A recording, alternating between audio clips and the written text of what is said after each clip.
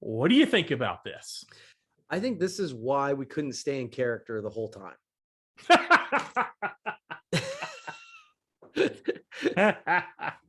So this lawsuit is shit.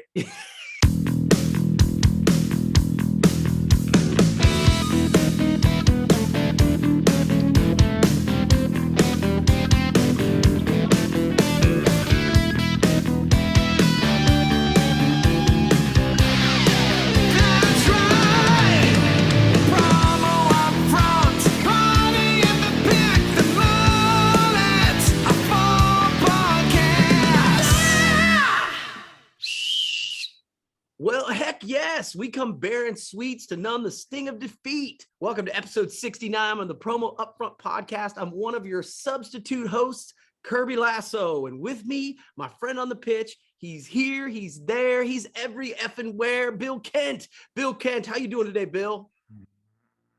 Let's just get on with it. If that's a joke, I love it. If not, can't wait to unpack it later. I'm so excited to do this podcast. I feel like we fell out of a lucky tree, hit every branch on the way down, and end up in a pool of cash and Sour Patch Kids. I never know how to react when a grown man does a cabbage patch in front of me. Good eye, small fry. You know, Roy, doing the right thing is Bill Kent. Doing the right thing is never the wrong thing. And I want to tell you that if you are a distributor, stepping onto the soapbox is the right thing. Soapbox is a one-on-one brainstorming platform designed for deeper dive conversations. They've extracted the most productive elements of those in-person hosted buying events, those formats, and created a custom online platform that offers streamlined and improved experience for distributors. It's super manageable. It's only 2 hours of your time a month, 4 weeks in advance, so you have time to fit it in your schedule. It's convenient. You can join from your car, your train, home office, every effing where. Doesn't matter. Simple. It's the easiest virtual platform to navigate in the industry. Plus, it's conversational. You know, we love a great conversation, one-on-one meetings, focus on your account base. Plus, there's a great supplier mix from top 40 suppliers to hidden gems to expand your network and create relationships. And here's the thing. We've even got the police coming down to make sure you know it's a big deal. It's free. It's free for distributors. You love it, don't you, Bill Kent? All I know is all the other online platforms are shit. So if you want to get selling stuff, you get on the soapbox. And I never thought you'd stop flapping your gums over there with your mustache and your Americanisms. I love it. I love it. The soapbox is currently on board of new distributors. And if you sell more than 500K a year, you qualify. To step up on the soapbox, complete the request info form at promosoapbox.com or send an email to info@promosoapbox.com. You will not be sorry you did. Now, Bill Kent, I don't know about you, but I am confident we're going to have a great podcast. I mean, if I didn't have any confidence, I would have never worn pajamas to my prom and ended up in jail the rest of the night. I think we're going to do just fine. This audience deserves to feel like they've been struck by fucking lightning. Don't you dare set up a fine. You are more mysterious than David Blaine reading a Sue Grafton novel at Area 51, but I dig it. Let's go. All right, can we stop this now? God, I hope so. Kirby Lasso, Bill Kent. I think you got to leave the mustache on. So terrible. Maybe not. For those of you listening, Kirby was wearing full Ted Lasso regalia. I am wearing my Roy Kent kit, and we're having a good time. I'm actually going to turn off the background, Kirby, because I know, like you, neither one of us are fans of the virtual background. So I'm going to kill mine. If that's okay with you, you can leave yours up if you want. Looks good. Oh, no, that's great. I don't mind changing it if I can figure out how. Go figure out. Yeah. All right. So here we are. It is the Promo UPFront Podcast. I think, we've been podcasting, you and I, for, 6 years or whatever. That's the first time you've actually read the sponsor read. So honestly, you did a great job. I might be out of a gig after this, Kirby Lasso. I really doubt it, but I feel good. Other than the mustache, I felt pretty good about the whole thing, including, I don't know if you noticed, but I made myself a little coach's jersey. Yep. Yeah. And I've got my kit on, my long sleeve kit. So it's a little chilly today here in Nashville. I think we're both doing well. It is the week of Halloween. So we thought we'd have a little bit of fun. There is no way we could do the entire podcast that way. Not a chance in hell. Now, Kirby, This is the Promo UPFront Podcast as you effort to turn off your virtual. I've given up. It's just going to be on. If you click under the stop video, or there's a caret that says choose virtual background, you can get rid of it. Be done with it. Or not. Okay. It doesn't matter. I don't see it. That's all right. Who cares? Yeah, who cares? I'll put mine back up then. Anyway, where was I? Oh, hey, it is the Promo UPFront Podcast. See, this is throwing us all whacked out now. Yeah. It is a Promo UPFront Podcast. Kirby, you are going to tell us what our first topic is of the day. And I want to say, first of all, that was a great Ted Lasso. I thought you did fantastic. And I know the guys over at Soapbox loved your read. So thank you. That was a lot of fun. Well, all credit is you. You wrote up the script. So all I had to do is kind of follow along. And I really just keep talking with the mustache on. That was just, I can't tell you how much hair there was everywhere. I felt like it was a better Mike Ditka. But yeah, no. So I wanted to jump in on, the expo's coming up, and we've been talking a bit about that. And, in the interest of transparency, we are speaking at Expo. And so I'm excited about that. And I actually don't know the title of the thing, but it's essentially talking about that there were, through the pandemic, especially after that, I think it was Q2 of 2020, most everybody really struggled during that quarter. But third and fourth, there were actually distributors who did well. And I think our whole hypothesis is we want to talk about those folks who did well during that time, and then what can we learn from them so that we can all move forward? Does that make sense? Is that yeah, am absolutely. I accurate about that? Yep. And so what I wanted to do was kind of talk about that and see if there was any things that kind of popped off the top of your head. And then B, I think you and I both wanted to kind of reach out to the audience, I guess, for lack of a better term, and say, hey, if you were one of those distributors that really did well, because not everybody did. 78% of distributors in the third quarter of 2020 were down, which is a big number. That's a huge number. And so if you were one of those that was not, I would like to know exactly some of the strategies you've used so that we can tap into what do you call it? Like the 3 or 4 people who listen to us on a regular basis, and see to make sure that we're actually doing this the right way. So A, did I do a good synopsis of it? And B, was there anything else you wanted to talk about? No, I think, we know that I think I said this on the podcast, and if I haven't, I have thought about saying it on the podcast, and I've said it to other people. We will look back on the pandemic as the greatest opportunity to reset our businesses that we ever had, because there were so many outside forces forcing everyone to change the way they did business. I think we're going to look back on the people who didn't make it. Why did certain companies not make it? We're going to look at the companies that survived. But the most important of the 3, I think, and I think this is where we're focusing on, the ones that thrived. And it wasn't because they sold a F ton of PPE. Why did they thrive? What did they do differently? How did they not bury their heads in the sand and say, I'm going to create the change I want? There are things I can't control, so I'm going to figure out what I can control, and I'm doing that. So that's what we want to hear about. We have a good starting place, but we would love some real anecdotal evidence that we just don't know. Yeah. And P.S. I figured out how to change my background, so I appreciate you. Then I'll take mine off too. Then cool. I just wanted to look like you, Kirby. Yeah. Well, you're too kind. I think that we have a start, and at Hosman Marketing, we were pretty blessed. We did pretty well, and we weren't one of those people. I think part of the idea you mentioned about PPE is we want to address that, because I think those who were down, every time I talk to them and somebody would say, hey, there were certain people who did, they just sold PPE and that's how they did it. And I think that that's a little bit of a cop out, and so.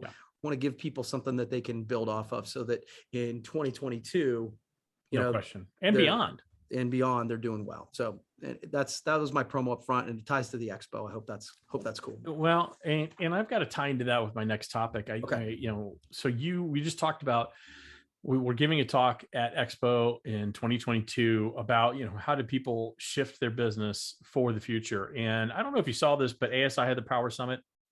last week or 2 weeks ago. I can't remember, but they did a panel on predicting promo's future. Okay. And the panelists were Sai Kopika from the CEO of Discount Mugs, Dan Pantano, CEO of Alpha Broder, Brenda Angelini, who is president of Proforma, Angelini Martin and Associates, a Proforma affiliate, and CJ Schmidt, the president of HIT. And the consensus was that the collective industry sales will be up, will rise in 2022 and rise in 2023. Now, what really interests me is there are quite a few on the panel that felt that it will surpass the record revenue of 25 billion in 2019, the pre-pandemic. I wanted to get your take on that. I wanted if you had a crystal ball to kind of look at what do you think as an industry. I'm not talking about Hasseman marketing. I'm talking about as an industry. We had, during the last recession we had, the non-pandemic influenced recession we had, we dropped from, I think it was about $22 billion to 16. You remember that big old dip in 2013, 2014. Now we've just experienced another one. It took a while to get back to it, to get back from the 2013, 2014 levels. Looks like there's some predictions from some people that think we're going to springboard right back. And I wanted to get your opinion on that. Yeah, I think that's really interesting. And obviously the folks that are sitting on the panel are probably more in touch with that sort of thing than me. I guess they're smarter than both you and I combined. Yeah, every single one of them individually. Yeah, absolutely. I kind of buy it though. And so, because right now it's funny, there are very few distributors or suppliers that you talk to that say, dude, the sales just aren't there. Right. Yeah. Demand is there. Now, I will say it's fascinating because the drop off was so quick. Instant. And so what's that? Instantaneous. Just about. Right? But also it was a big one. It wasn't like, hey, it dropped 10%. I mean, like we said, Q2 distributors were saying 78% down. That's a huge number. And I think by the end of the year, the ASI was predicting a ginormous, I forget what the final number they said. It was like 40% which is again a huge number. So for it to come back just like that, that's a big thing to overcome. But I think it's the circumstances, right? Where when it went back in previous years, it was because the economy dictated it. This was dictated because everybody had to stay home and events got canceled. Right. It wasn't because people weren't able to buy or didn't have the budget or didn't have the revenue. And yeah, I think I'm talking a lot, but I think that around to say, yeah, I kind of buy it. And again, it's certainly in our business, it seems so fragile right now because of the supply chain and the labor crisis and stuff like that. But the one thing we're not running into is people going, oh, I just can't buy because we don't have the revenue. Yeah. And so I don't fall too far from you, but as you have one concern. So, I mean, the supply chain, that's the big bugaboo here. Right. If it lasts a long time, which it might, then it doesn't matter. I agree with you 100%. The demand is there. I think one thing the pandemic proved was the efficacy of promotional merchandise, especially when used so well. So I don't think it's a problem with demand. It's will the supply be there? But let's assume it is. The only other thing I'm really concerned about, Kirby, with this, because to me, it's a trampoline effect, right? That's what we're looking at. That's what we're hoping for, that we jump just as high as we were. Yeah. I'm starting to get a little concerned about hyperinflation. I'm already starting to see it a little bit. And certainly gas prices are skyrocketing. And now in the grocery stores, starting to see it with commoditized goods. So if we don't get a cap on that, that's going to lead us into a recession. That hyperinflation will absolutely lead us into a recession. So I think, again, outside forces can't control inflation. It is. And part of that is the supply chain issues and supply and demand. But I am concerned about hyperinflation. So I want it to rebound. I think it probably will, but I think I think it's going to be closer to the end of 2023, 24 than 2022, 2023. So say that last part again. I just want to make sure I understand. I think we'll hit that 25 billion again, closer to the end of 2023 to 2024, as opposed to 2022 in 2023. So a little longer. I think it's just going to take a little bit longer. Although in the grand scheme of things, when we look back, we will say we rebounded quickly. Yeah. Okay. I don't know that I totally disagree, but I'm telling you, the demand is as strong or more strong right now than ever. So I'm with you about the supply chain. The only thing I'd say, the supply chain is a real thing. So I don't want to minimize it. Yeah. But it's not like there's no product to sell. No. I think that those who are creative distributors are going, okay, I can't get that.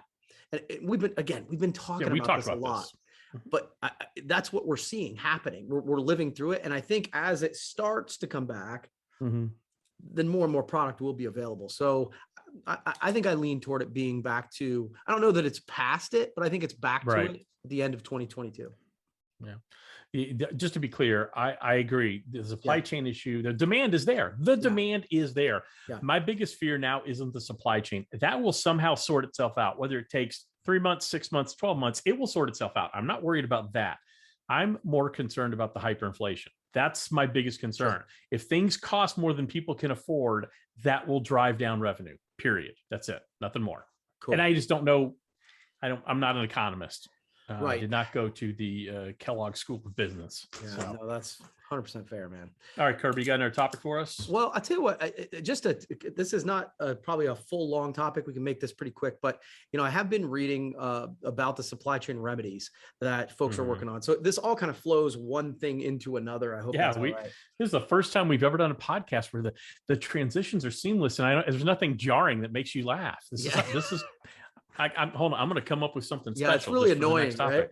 It is. But yeah, so actually, it was Ann Stone reached out and talked about, just was trying to share with us some of the things that are being done. And I really did try to dig into one of the articles about it. And it's been fascinating to see what work. Obviously, the Port of LA has moved to being 24 hours. And then, the Long Beach, which I think that's where a lot of people, it's representative of the holdup, and they're trying to do a lot of different things there too. I honestly read the article about a lot of the work that's being done, and I know PPAI is I did too.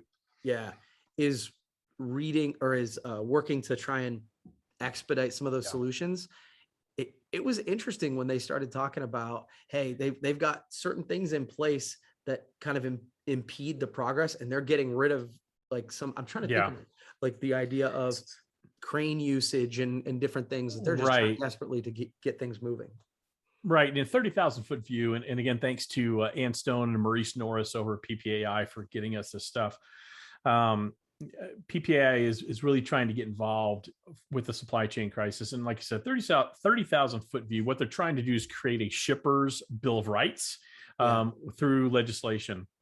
And what it does, it's going to shift the power of balance. Ideally, again, that's the goal of it. Shift the power of balance from the ocean carriers, where it's at right now, to the entities who are actually doing the shipping. Okay. And so it's going to require transport companies to ensure they have capacity when entering contracts. It's ideally going to curtail price gouging for containers. We know that's huge, a real problem right now. Yeah, that's huge. It'll and also require all transport companies to certify that they're complying with these laws. And there's some opponents out there who are opposing this, just like there are for every issue. Now, this is a bipartisan bill from what I read. And excuse me. So opponents are spreading several myths about the bill, saying that it's they're denying the severity of the supply chain disruptions. It's not as Bill Kent might say, are you fucking kidding me? No, absolutely not. I'm putting a rated M on this podcast, by the way. They say the bill will cause delay in cargo pickups. I don't know how they could be delayed anymore right now. Yeah. And then they're also blaming supply chain issues on the pandemic-based market disruptions. Now, there may be some merit to that.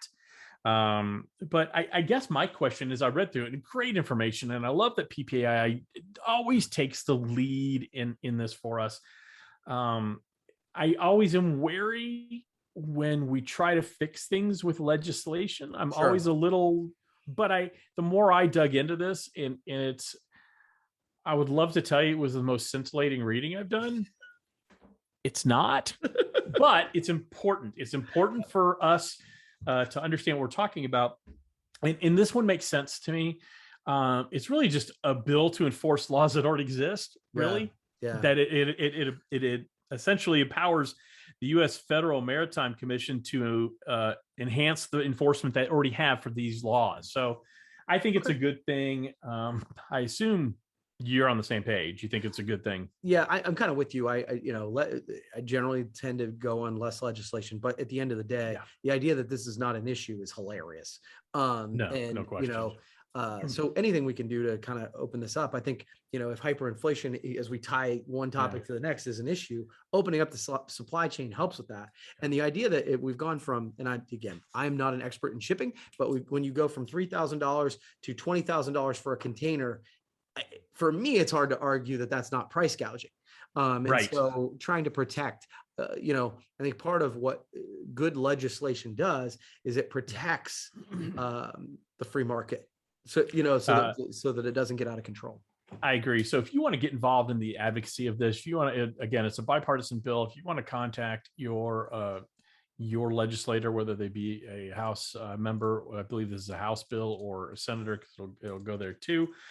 Contact Maurice Norris. Great guy. I've worked with him on for many years on LEAD. Always does a great job with and organizing that. Email him at Maurice N as in Nancy, MAURICEN at PPAI.org. He'll steer you in the right direction. They have all sorts of tools so you can get involved in that. Now, Kirby, I think we're good on that topic. Oh, right? 100%. Kirby, there's not enough strawberry. Not enough strawberry, and this is not a supply chain issue, Kirby. Do you know where I'm going with this? Absolutely not. Excellent. So I don't know if you heard this, Kirby, but someone who's a customer of Kellogg's, buys their products, has filed a $5 million lawsuit because the brand's marketing is, quote, the brand's marketing is misleading because they give people the impression that the fruit filling in strawberry Pop Tarts contains a greater relative and absolute strawberry flavor than it does. Now, please, before you get upset with me, Kirby, indulge me. Thank you. The plaintiff, one Anita Harris from Illinois, also alleges that the product's name, Frosted Strawberry Toaster Pastries, is false, misleading, and deceptive because the filling contains a relatively small amount of non-strawberry fruit ingredients, including pears and apples. Now, if Danny Rosen's listening, Danny, you should add this to your band list immediately. He keeps a list of great weird names that would make a band name. This is one of them. Non-strawberry fruit ingredient. That's a great band name. But anyway, so the plaintiff wanted more strawberry taste, and she failed to receive it due to the greater amount of pears and apples, according to the lawsuit. Now, Kirby, there's more. I know you want more.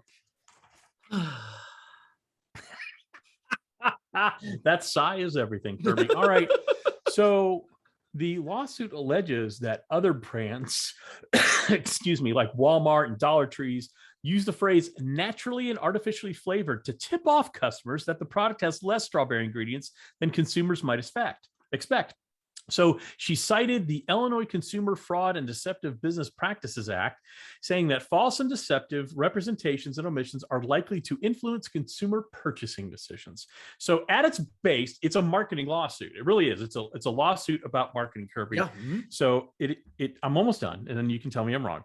It indicates that Kellogg's promotes the strawberries content.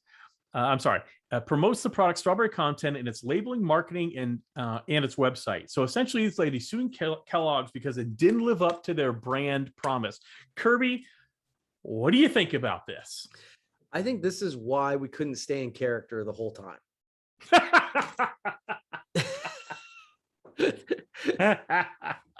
So this lawsuit is shit. This lawsuit is shit. Okay. The idea that you go to a strawberry Pop-Tart and think that it is anything other than fake goddamn food, you are an idiot and should not be allowed to file a lawsuit. I'm sorry, that's dumb.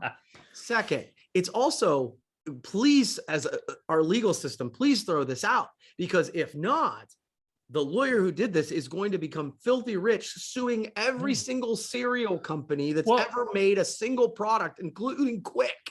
Right. It does bring up some concern, though, because if she is successful, and unfortunately, she probably has a little bit of merit in her case. Now, I think it's silly, just like you do. It's frivolous, but she probably does have some merit. I mean, she probably does. You don't think that tastes like strawberry? Oh, I don't know. I haven't had a strawberry Pop Tart in 3 hours. I can't remember what it tastes like. Ironically, for the first time in like years, like a week ago, I had a strawberry Pop Tart. I'm not a big, but I was starving and we had nothing. Right.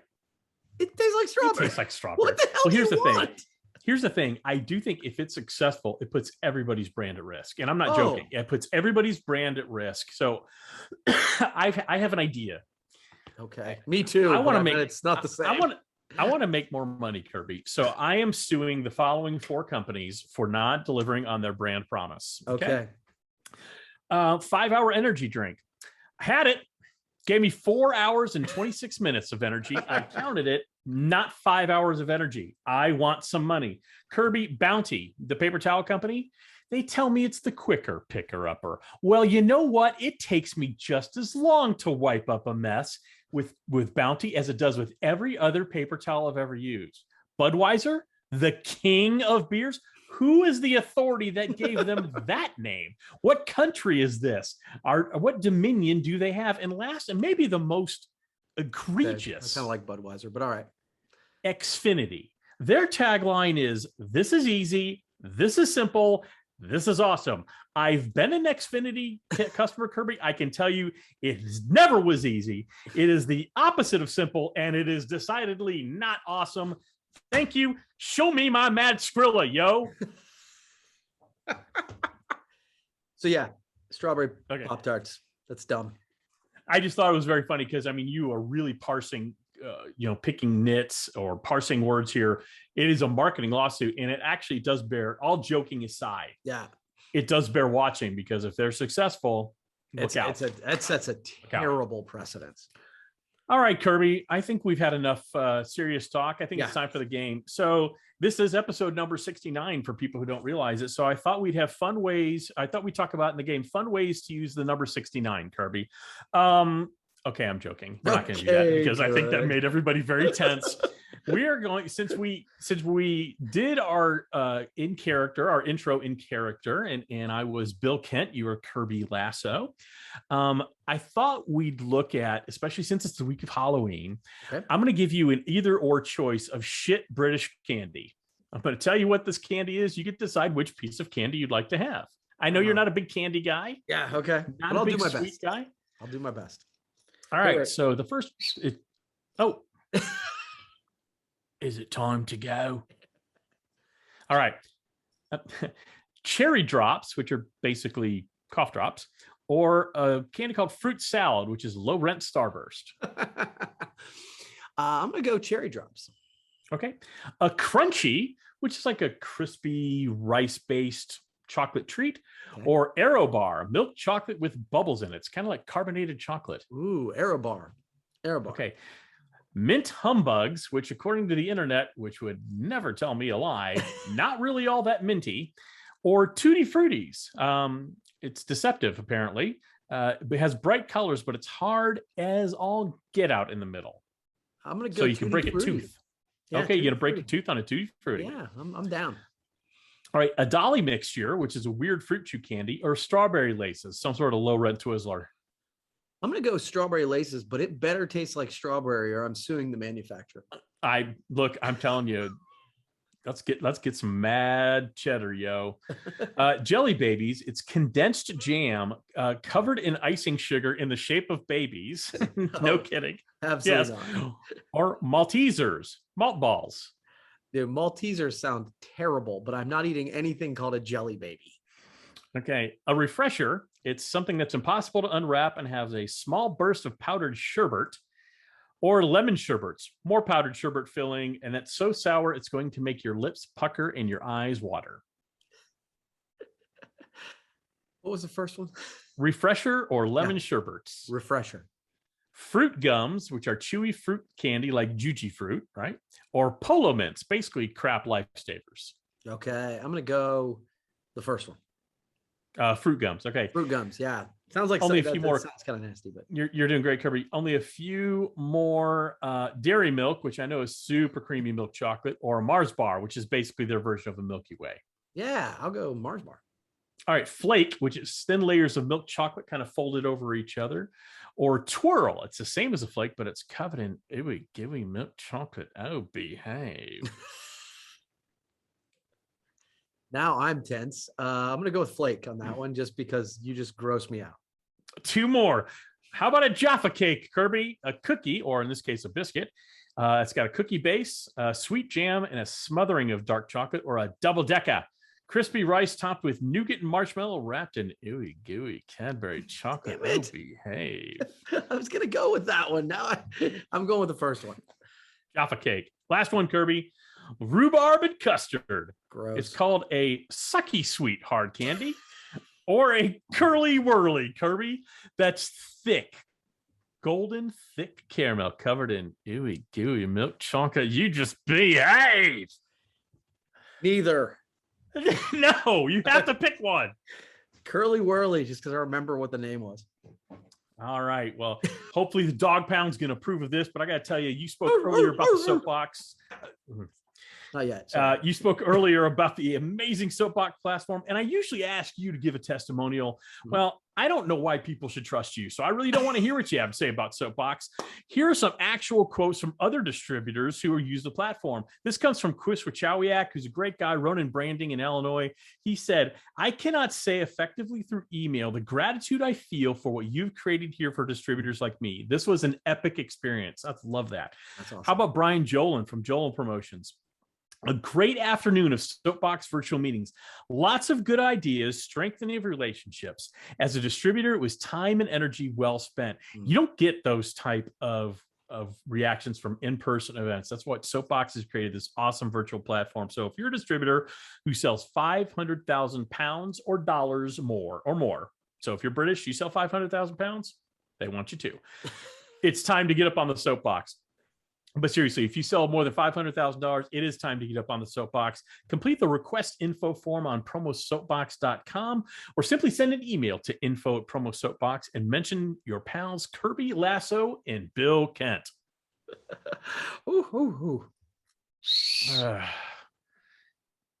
Stupid barking means it's over, right?